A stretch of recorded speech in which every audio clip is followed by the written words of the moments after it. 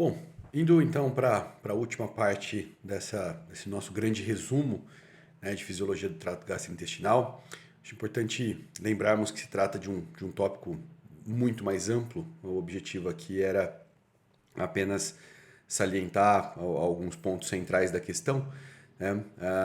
Certamente a grande referência de literatura é a obra do Guyton, né?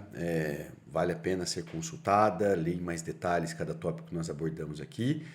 E agora nós vamos falar de digestão, o fim da digestão. Já começamos a falar quando discutimos as secreções, né, e as funções das diversas enzimas. Vamos falar o término da digestão e, por fim, a absorção do alimento, que é o grande objetivo final aqui de toda essa novela. Tá? Bom, o mecanismo de hidrólise é o mecanismo básico da digestão. Normalmente, as moléculas, tanto de polissacarídeos quanto de polipeptídeos, né, proteínas, quanto de triglicerídeos, elas se unem entre si com a eliminação de um H+ de uma das moléculas e uma eliminação de um OH- de outra molécula, promovendo então a fusão dessas duas moléculas e formando as grandes cadeias, né, de polissacarídeos, as grandes cadeias de polipeptídeos. Tá? Então, essa condensação é o mecanismo básico de construção dessas moléculas. De forma que o mecanismo básico da digestão, ou seja, de desmontar essas moléculas, é um mecanismo de hidrólise. Né? Então, uma enzima especializada, obviamente, a depender da molécula que está sendo hidrolisada, mas, grosso modo, todas as enzimas vão se juntar nesse pedaço da molécula, então, e inserir ali de onde foi retirado uma molécula de H+, uma molécula de OH-, então separando os componentes da molécula maior. Tá? Então, os carboidratos, o tipo básico que nós mais ingerimos de longe é o amido. Existem aí também lactose, sacarose bastante disponíveis, né? A lactose, sobretudo no leite, a sacarose nos açúcares, desculpa, no açúcar da cana, principalmente, que é um açúcar que a gente consome bastante, e a celulose como um carboidrato que nós não temos capacidade de digerir. Tá?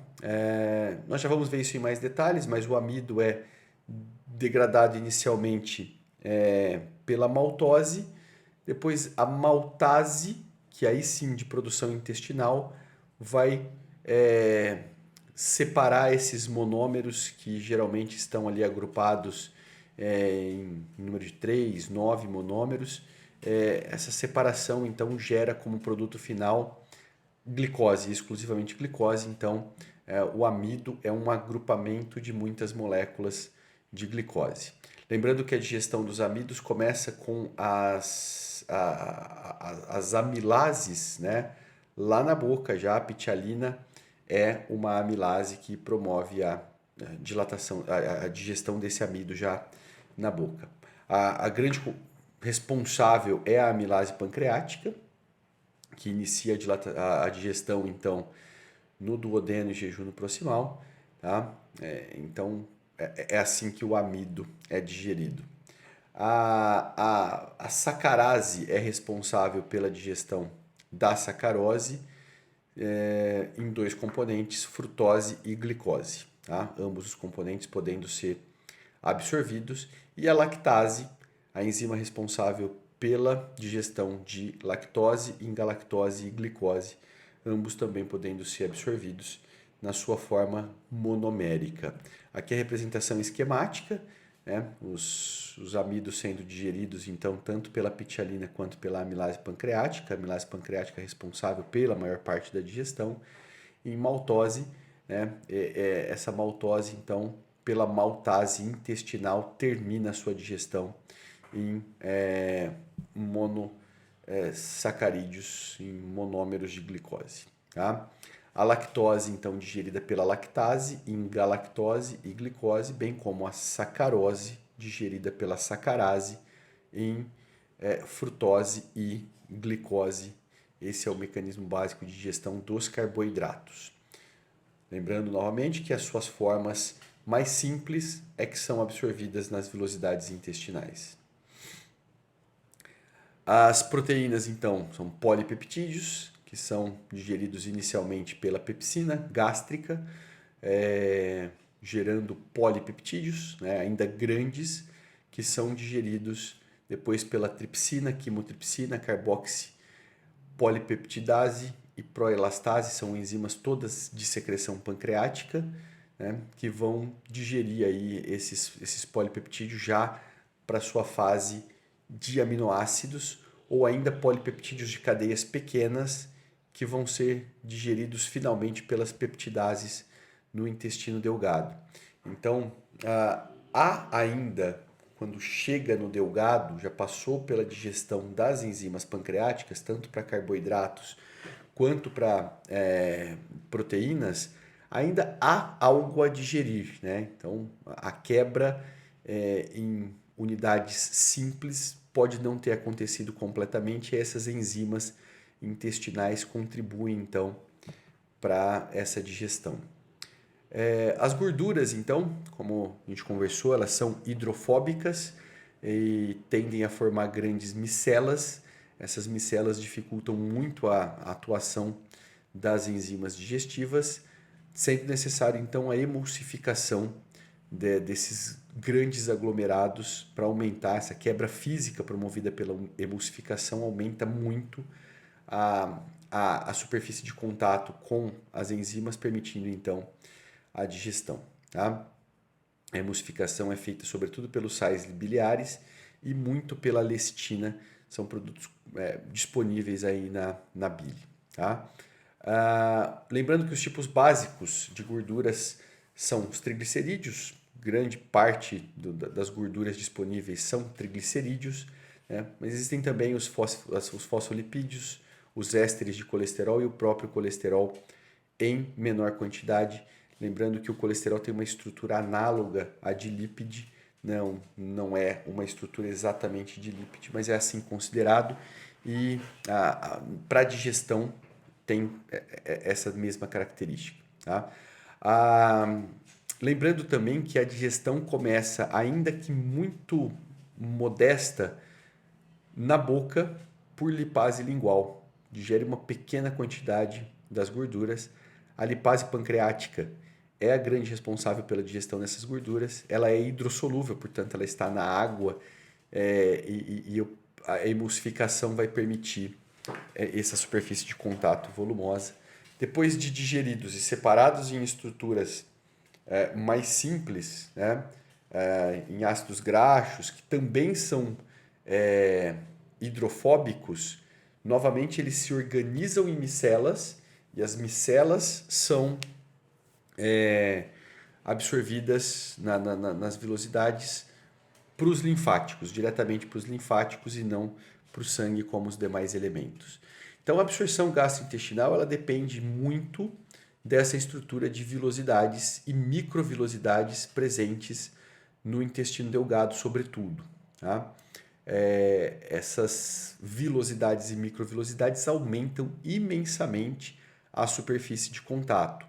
Logo abaixo delas existe circulação terminal de arteríolas e vênulas e capilares linfáticos que absorverão e seguirão então com esses elementos ou para mecanismo de primeira passagem ou por linfáticos até ducto torácico, chegando então na circulação central.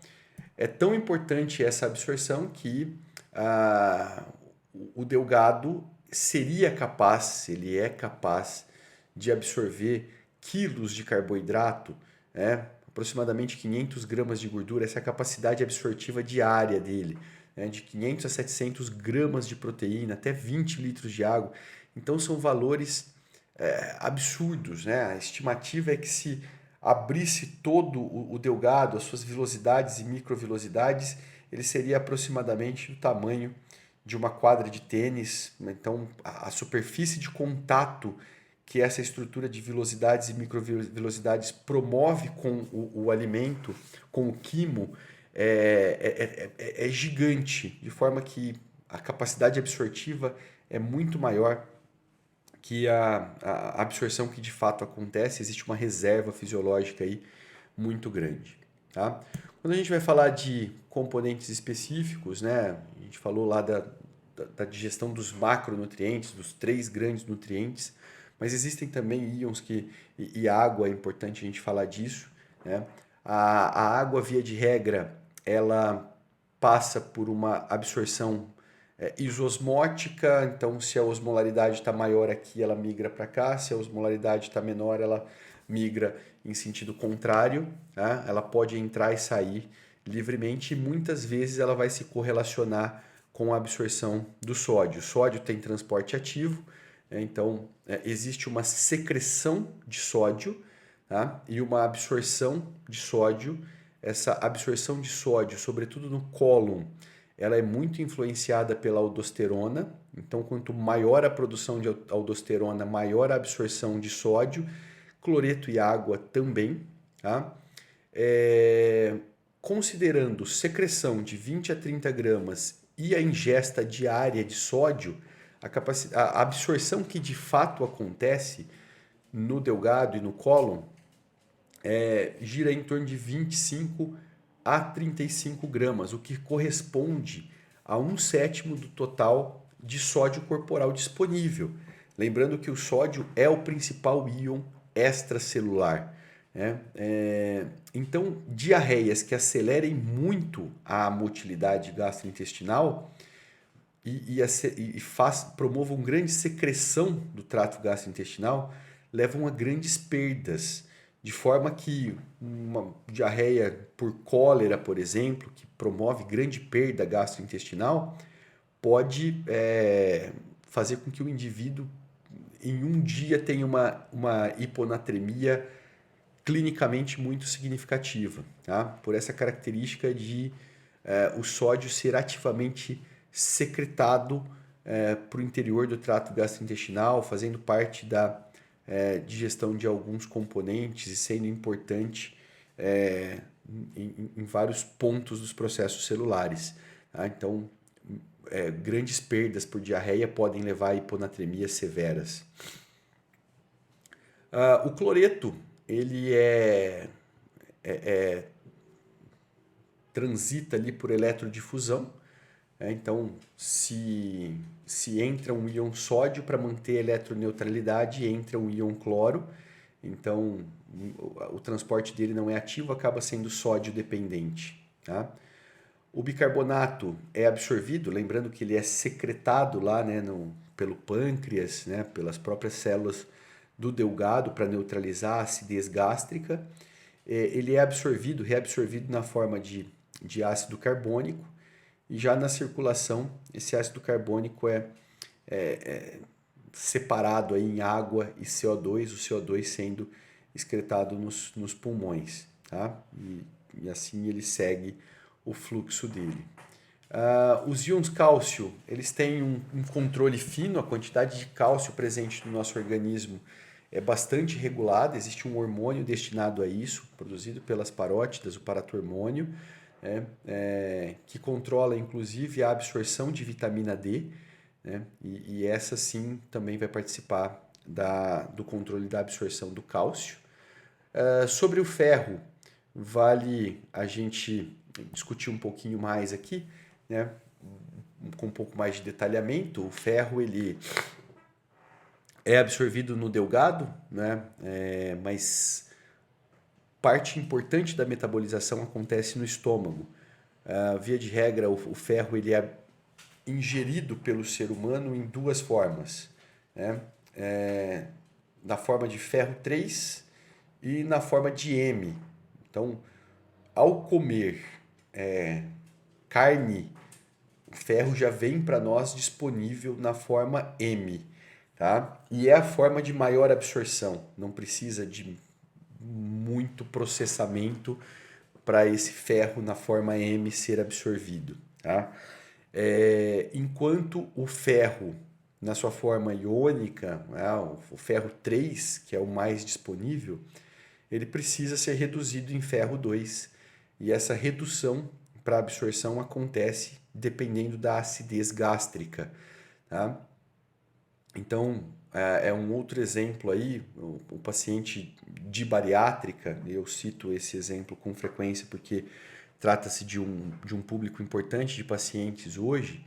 É, esse ferro, ele no bariátrico, desculpem o gaguejar, no bariátrico não existe essa conversão. E a absorção do ferro 3 pelo intestino é muito mais ineficiente, de forma que muitas vezes no bariátrico também é necessário a suplementação parenteral, não adiantando aí a suplementação VO de ferro.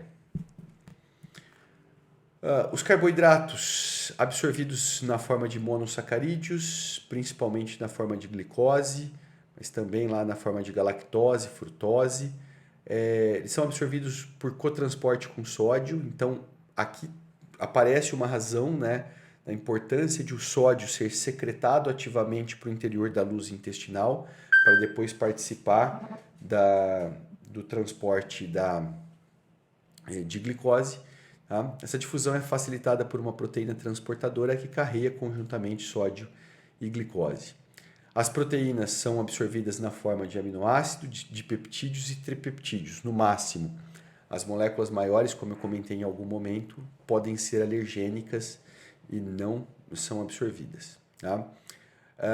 Também em cotransporte com sódio e diversas moléculas aí, porque aqui depende do aminoácido que está sendo carreado, diferente do carboidrato, que vai ser basicamente glicose, mais galactose e frutose, são poucas opções. Aqui existe um grande rol de aminoácidos a serem carreados. E as gorduras, elas adentram passivamente pela membrana celular, tendo em vista que a membrana celular é de gordura, então ela consegue entrar passivamente até os linfáticos. Tá?